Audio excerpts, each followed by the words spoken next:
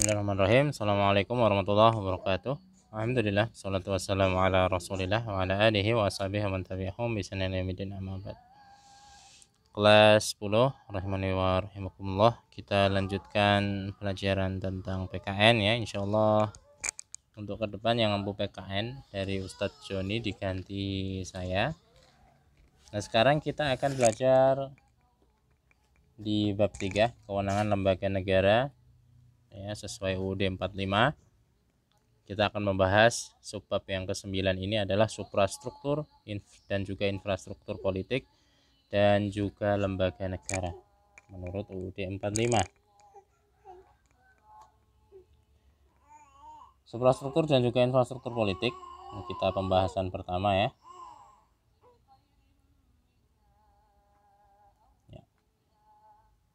Sebelum masuk ke suprastruktur, apa itu yang dimaksud dengan otonomi daerah? Kalian sering dengar nggak otonomi daerah itu apa? Ya, biasanya kita kalau sering baca ya sering dengar. Setiap daerah itu diberi kebebasan untuk menentukan kebebasan dalam menyusun program dan mengajukan ke pemerintah pusat. Itu namanya otonomi daerah. Misal kita di desa kita. Nah, desa kita ya itu misal di mana ya, Solo. Di pondok kita kecamatannya apa? Lawean. Nah, di kecamatan Lawean itu Pak Camat itu bebas untuk menyusun program berdasarkan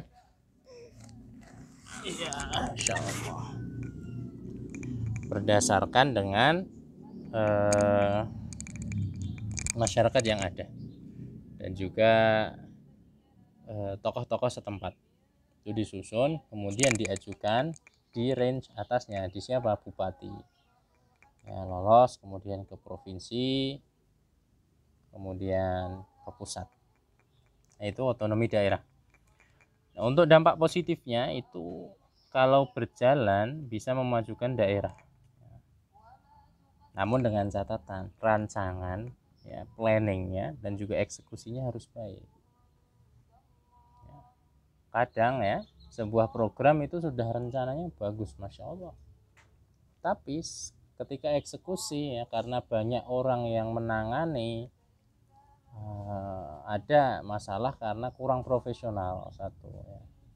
Dia nggak bisa kok megang urusan yang itu, akhirnya nggak, kurang profesional, tidak berjalan optimal. Ada juga karena bisikan syaitan, korupsi ngambil keuangan sehingga uangnya harusnya bisa dibuat lapangan ya, lapangan skala internasional, tapi malah lapangannya skala kampung. Harusnya bisa rumputnya yang bagus, gede, ada trek larinya, ada tribunnya, tapi itu malah cuman lahan kosong kemudian diuruk ya, diratakan, udah jadi lapangan.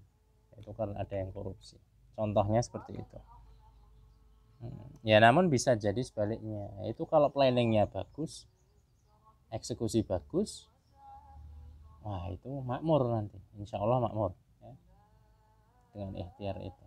Namun kalau sebaliknya, eksekusinya buruk, planningnya juga buruk, perencanaannya jelek, nggak sesuai dengan standar, ya udah nanti amburadul itu. Ya ini hikmahnya untuk kita ya, setiap program kita menyusun atau kegiatan kita itu perencanaan harus bagus, planningnya harus bagus, kemudian eksekusi juga jangan lupa.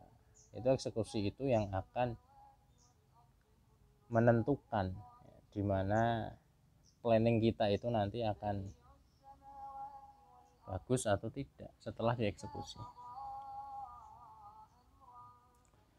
Nah, suprastruktur politik itu merupakan lembaga yang berfungsi menjalankan struktur ketatanegaraan dalam suatu negara. ya, bertugas mengkonversi input menjadi output, yaitu apa? Kebijakan publik. Inputnya apa? Inputnya adalah ya berbagai macam informasi, kritik, saran, aspirasi diolah jadilah output. Outputnya adalah kebijakan publik, kebijakan-kebijakan untuk kita. Ada 3 lembaga suprastruktur politik ya, yaitu legislatif, eksekutif, dan yudikatif. Ini di Indonesia ya. Legislatif itu fungsi dari MPR, membawahi DPR dan DPD. Apa itu legislatif? Legislatif itu fungsi untuk merancang.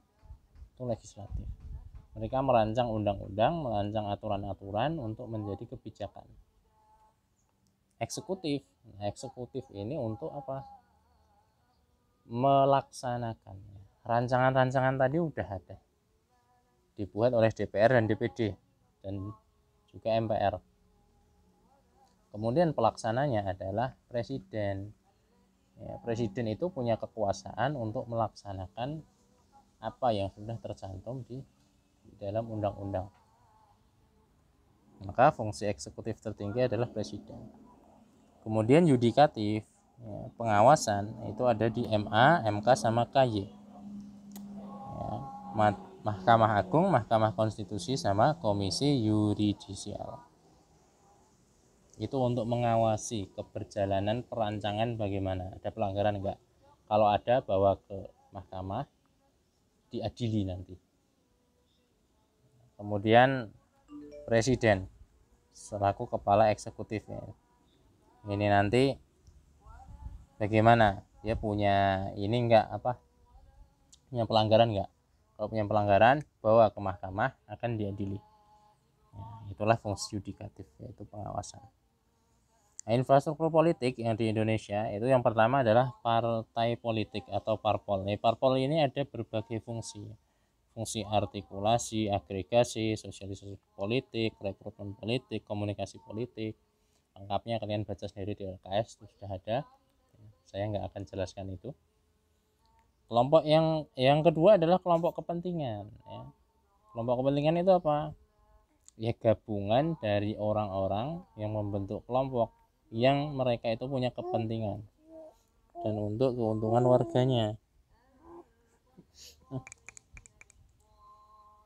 Nah, kelompok ini nanti menampung kritikan, saran, tuntutan, untuk nanti disampaikan ke sistem politik yang berlaku, ke struktur politik yang berlaku, DPR atau DPRD atau DPD, begitu ya, disampaikan. Nah, lihat ya, gambar di sini, ini adalah partai politik di tahun 2019.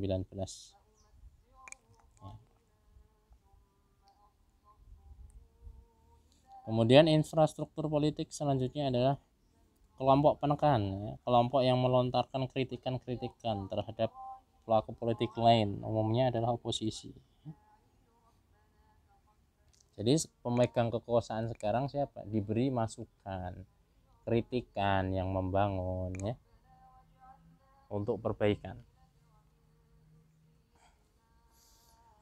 Media komunikasi politik ya bisa meliputi media cetak maupun elektronik. Media cetak banyak sekali, ada buku, ada jurnal, ada majalah ya, majalah banyak. So, apalagi elektronik sekarang ya, sudah zamannya media elektronik.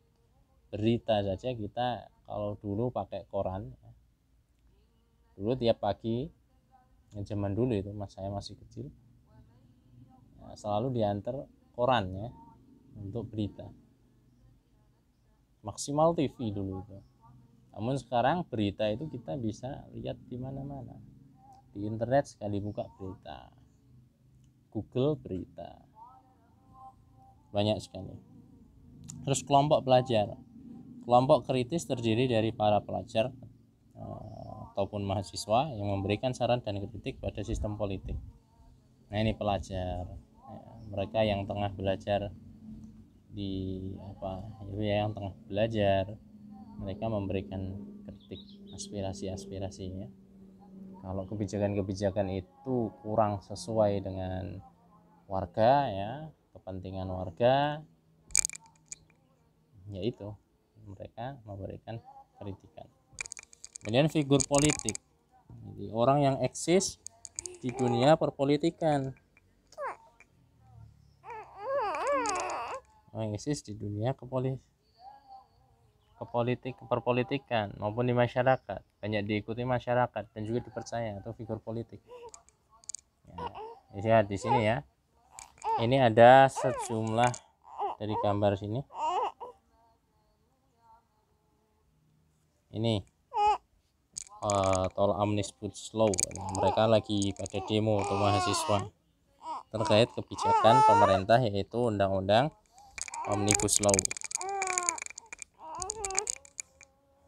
Kemudian ini ada siapa? Ulama karismatik ya di Indonesia, di Muhammadiyah, yaitu Buya Hamka. Buya Hamka. Bismillah.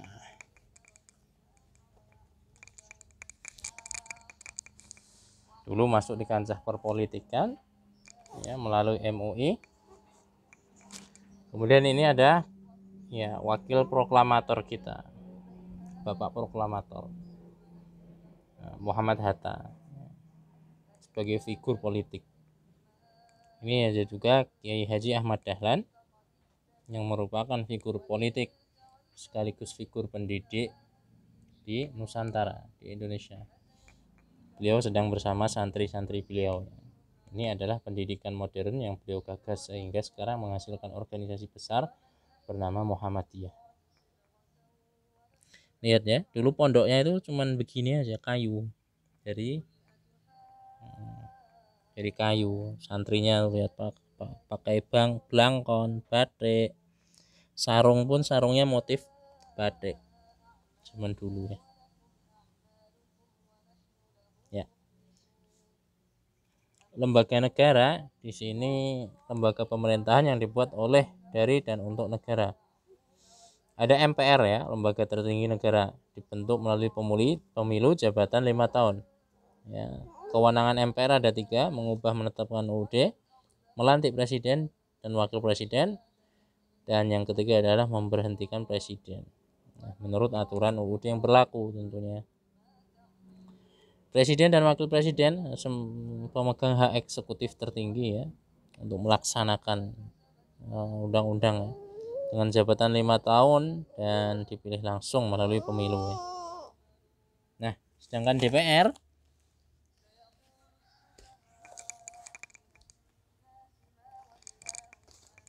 Dewan Perwakilan Rakyat ya. DPR Dewan Perwakilan Rakyat itu melalui parpol ya, partai politik ya. Yaitu bisa DPR.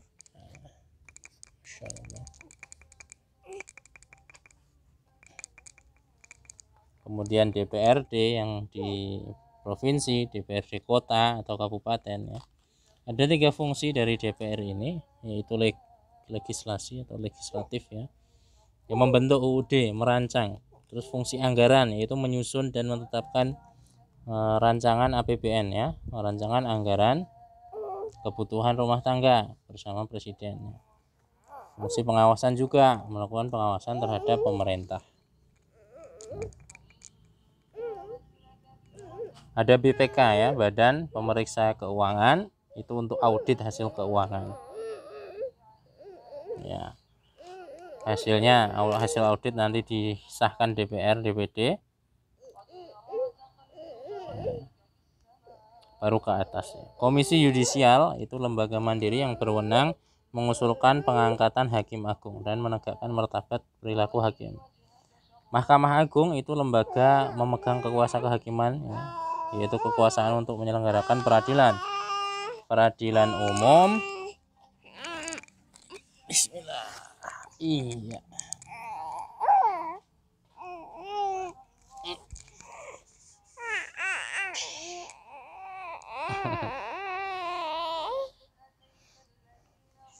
Peradilan umum, peradilan agama, peradilan militer, peradilan tata usaha negara ya. Mahkamah Konstitusi itu ada banyak, itu silahkan dilihat sendiri. Nah, ini gambar-gambar ya Mahkamah Konstitusi.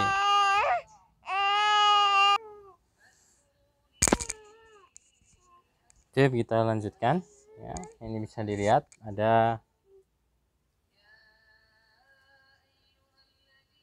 gambar ya. Ini adalah Mahkamah Konstitusi MK di Jakarta ya, di pusat.